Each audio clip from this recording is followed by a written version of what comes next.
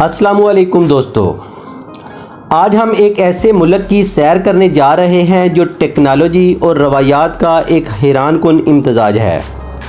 ये है जापान, एक सरज़मीन जहां कदीम मंदिर और जदीद तरीन रोबोट्स एक साथ मौजूद हैं। ये वो मुल्क है जो दुनिया को रफ्तार, जिद्दत और मेहनत का मतलब समझाता है, मगर साथ ही अपनी सदियों पुरानी रवायात और तहज़ीब को भी संभाले हुए है। क्या वजह है कि जापान के लोग दुनिया के सबसे डिसिप्लिन और मेहमान नवाज समझे जाते हैं? कैसे एक जंगज़दा मुल्क ने ख़ुद को दुनिया की सबसे बड़ी मुइश्तों में शामिल कर लिया? आज हम आपको दिखाएंगे जापान का वो रूप जो किताबों या खबरों में नहीं मिलता। एक जापान जो आपको हैरान भी करेगा और मुतासर भी। तो चलिए निकलते हैं सूरज के उगने वाले मुल्क के एक यादगार और शानदार सफ़र पर। दोस्तों, जापान जिसे जापानीज़ ज़बान में निप्पॉन कहा जाता है का मतलब है लैंड ऑफ राइजिंग सन। मैं आपकी मालूमात में इजाफा करना चाहूँगा कि इस धरती पर सबसे पहले सूरज जापान की ज़मीन पर चमकता है।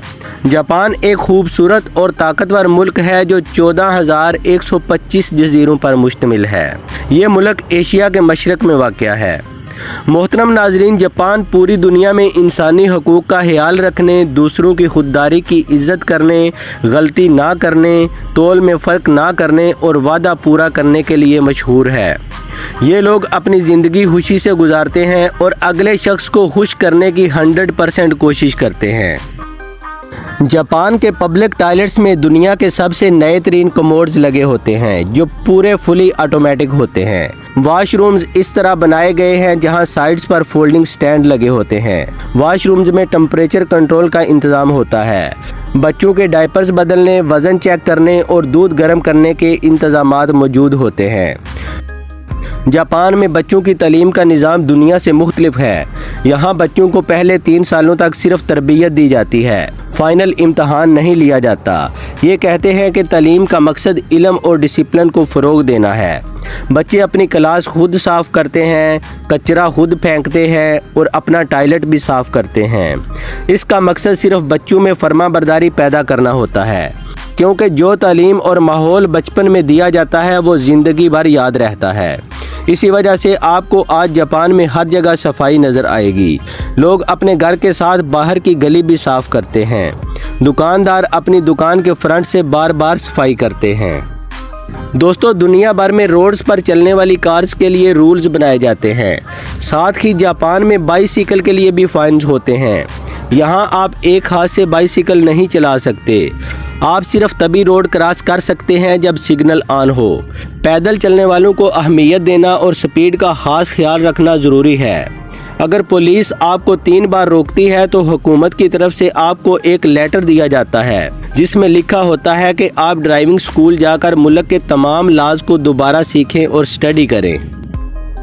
और जापान दुनिया का सबसे बड़ा कार एक्सपोर्टर है। सिर्फ टोयोटा कंपनी हर साल 10 मिलियन कार बेचती है। और हैरानी की बात यह है कि लाखों ऑर्डर्स अभी पेंडिंग होते हैं। मतलब काम इतना ज़्यादा है कि संभाल नहीं पाते।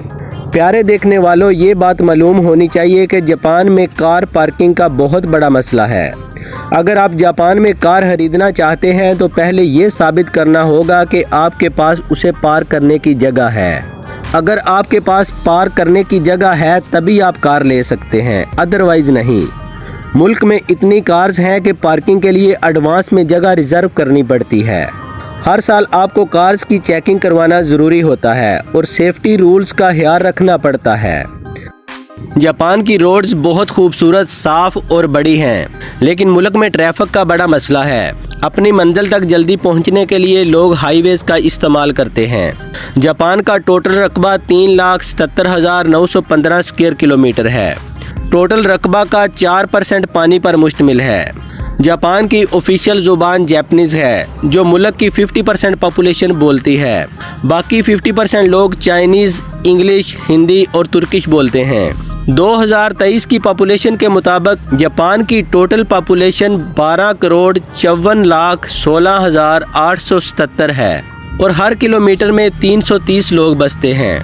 जापान पॉपुलेशन के लिहाज से दुनिया का 62वां सबसे बड़ा मुल्क है। پیارے دیکھنے والوں، اگر جاپانیز لوگوں کے کھانے کی بات کریں تو جاپان دنیا کے ان ملکوں میں سے ہے جہاں کھانے کی کمی ہے۔ یہاں خوراک بہت مہنگی ہے کیونکہ جاپانیز کیمیکل کھادوں کی بجائے آرگینک کھادوں کا استعمال کرتے ہیں۔ اس کے علاوہ جاپان میں سی فوڈ کافی زیادہ استعمال ہوتا ہے۔ جاپان میں کچھ قومیں ایسی بھی ہیں جو ڈاگز، کیٹس، پگز اور مگرمچھ کھاتی ہیں، جبکہ کچھ قومیں ان سب چیزوں کو نہیں کھاتی۔ اس کے علاوہ جاپانیز لوگ چاول سے بنائی گئی الکوہل کو بڑے شوق سے پیتے ہیں۔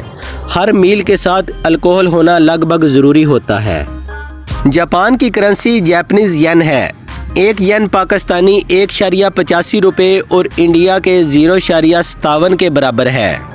دوستو، جب ہم کھانا کھاتے ہیں اور منہ سے آواز نکلے تو برا سمجھا جاتا ہے، مگر جاپان میں بالکل الٹا ہوتا ہے۔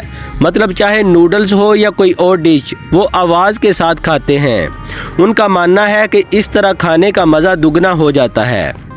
جاپان میں کافی ریسٹورنٹس ایسے ہیں جہاں روبوٹس ویٹر کا کام کرتے ہیں اور کئی ہوٹلز کی ریسیپشن پر بھی روبوٹس کام کرتے ہیں۔ جاپانیز لوگ ٹریڈیشنل طریقے سے شادی کرنا پسند کرتے ہیں، مگر آج کل ماڈرن یورپین ماحول زیادہ عام ہے۔ دلہن یا تو ثقافتی ڈریس پہنتی ہے یا ماڈرن ڈریس۔ رسمیں اور روایات مذہب گاہوں میں پوری کی جاتی ہیں۔ نئی نویلی دلہن اور دلہا ایک دوسرے کو رنگز پہناتے ہیں اور کیک کاٹتے ہیں اور لوگ انہیں مبارکباد دیتے ہیں۔ جاپان کے لوگوں کی ایوریج عمر 70 سال ہے۔ یہ دنیا کا اکلوتا ملک ہے جہاں سب سے زیادہ بزرگ ملتے ہیں۔ جاپان کے لوگ خوبصورت پھولوں کا استعمال کرتے ہیں تاکہ ماحول صاف اور اچھا رہے۔ جاپانیز لوگ تازے پھول بہت پسند کرتے ہیں۔ یہ لوگ اپنے گھروں، سڑکوں، حتیٰ کہ فٹ پاتھ پر بھی ہر قسم کے خوبصورت پھول لگاتے ہیں۔ جاپانیز لوگوں کا پسندیدہ شوق مچھلی پکڑنا ہے۔ ہر جاپانیز کے گھر سے مچھلی پکڑنے کی کٹ ضرور ملتی ہے۔ محترم ناظرین، جاپان کے لوگوں کی فطرت میں ہے کہ یہ لوگ زیادہ دوستانہ مزاج نہیں رکھتے اور جاپانیز نسل کے لوگوں کے علاوہ کسی کے ساتھ آسانی سے گلتے ملتے نہیں، چاہے آپ وہاں کی نیشنلٹی ہی کیوں نہ لے لیں۔ محترم ناظرین، جاپان کے لوگ ہنستے کھیلتے کہاں غائب ہو جاتے ہیں؟ اصل میں یہ لوگ اپنی زندگی کے مسائل سے تنگ آ کر دور پہاڑوں یا جنگلوں میں زندگی گزارنے چلے جاتے ہیں۔ جو لوگ اپنی زندگی کے معاملات سے تھک جاتے ہیں۔ بے شک جاپان ایک ترقی یافتہ ملک ہے، مگر یہاں بھی لوگ ڈپریشن کا شکار ہو کے خودکشی کرتے ہیں۔ ایک رپورٹ کے مطابق ہر سال لگ بھگ 1100 مرد اور عورتیں خودکشی کرتی ہیں۔ جاپان کا ریلوے سسٹم پوری دنیا میں اپنی ماڈرنائزیشن، تیز رفتاری اور وقت کی پابندی کی وجہ سے مشہور ہے۔ گھنٹوں کا سفر منٹوں میں اور منٹوں کا سفر سیکنڈز میں ہوتا ہے۔ جاپان نے 27 دسمبر 1940 کو جرمنی اور اٹلی کے ساتھ ایک معاہدہ سائن کیا۔ امریکہ کو یہ معاہدہ ایک آنکھ نہ بھایا۔ 25 جولائی 1941 کو امریکہ نے جاپان کے تمام اثاثوں کو منجمد کرنے کا حکم دیا۔ جاپان کی آئل سپلائی روک دی گئی، جس کا جاپانیز فوج اور نیوی پر بہت اثر ہوا۔ پھر 7 دسمبر 1941 کو جاپان نے پیرل ہاربر پر حملہ کر دیا۔ امریکہ کے تمام نظریے کو مٹی کر دیا۔ وہاں موجود 155 طیارے تباہ کر دیے گئے۔ امریکہ نے جاپان سے بدلہ لینا چاہا۔ یہ 6 اگست 1945 صبح کا وقت تھا۔ ہیروشیما کے لوگ ناشتہ کرنے اور کام پر جانے کی تیاری کر رہے تھے۔ صبح 8:15 پر ایک امریکن ایئر کرافٹ سے بم گرایا گیا اور 47 سیکنڈز کے بعد انسانی تاریخ کا سب سے بڑا دھماکہ ہوا۔ ہر چیز تباہ ہو گئی۔ جاپانیز حکومت کو اس کا بالکل بھی اندازہ نہیں تھا۔ یہ تو تب سمجھ آیا جب امریکن صدر ڈومین کا پیغام ریڈیو پر سنائی دیا کہ امریکہ نے جاپان پر حملہ کر دیا ہے۔ 9 اگست 1945 کو صبح 11:01 پر جہاز نے ایک اور بم گرایا، جو 45 سیکنڈز کے بعد جاپانیوں کی راکھ کا سبب بنا۔ اس دفعہ دھماکہ ہیروشیما پر نہیں بلکہ ناگاساکی پر تھا۔ ایٹمی سائنسدانوں کے مطابق یہ دھماکہ ہیروشیما والے دھماکے سے بھی کئی گنا بڑا تھا۔ اس کے بعد جاپان پر قیامت ٹوٹ پڑی۔ 15 اگست 1945 کو جاپان کے بادشاہ ہیروہیتو نے ریڈیو ٹوکیو پر اعلان کرتے ہوئے کہا کہ ان کا ملک پوسٹ ڈیم اعلامیہ کو تسلیم کرتا ہے۔ اس اعلامیہ میں جاپانیز کو ہتھیار ڈالنے کا کہا گیا، جو جاپانیز کے لیے بہت شرمندگی کی بات تھی، کیونکہ ہتھیار ڈالتے وقت جاپانیز کے پاس 20,000 فوج تھی اور 3,000 لڑاکا طیارے بھی تھے۔ امریکن فوج نے رائل جاپنیز آرمی اور تمام ملٹری بیس پر قبضہ کر لیا۔ قبضہ کے بعد کئی شرائط رکھی گئیں اور جاپان امریکہ کا ملٹری بیس بن گیا۔ جاپان کے بادشاہ نے صرف ایک گزارش کی کہ ملک کے ہر پہلو، سیاست اور سب کچھ آپ کے قبضے میں ہو، لیکن ایک چیز کا حق ہمارے پاس ہو اور وہ ہے تعلیم۔ ہم جاپنیز لوگوں کو خود تعلیم دیں گے۔ اس پر امریکہ مان گیا اور فیصلہ جاپنیز کے حق میں ہو گیا۔ اس طرح جاپان نے اپنا تعلیمی نظام خود سنبھال لیا۔ تو پیارے ناظرین، یہ تھی آج کی انٹرسٹنگ ویڈیو جاپان کے بارے میں۔ اگر ویڈیو پسند آئی تو ویڈیو کو لائک کریں اور چینل کو سبسکرائب کریں۔ ملتے ہیں نیکسٹ ویڈیو میں، تب تک کے لیے اپنا خیال رکھیں۔ اللہ حافظ۔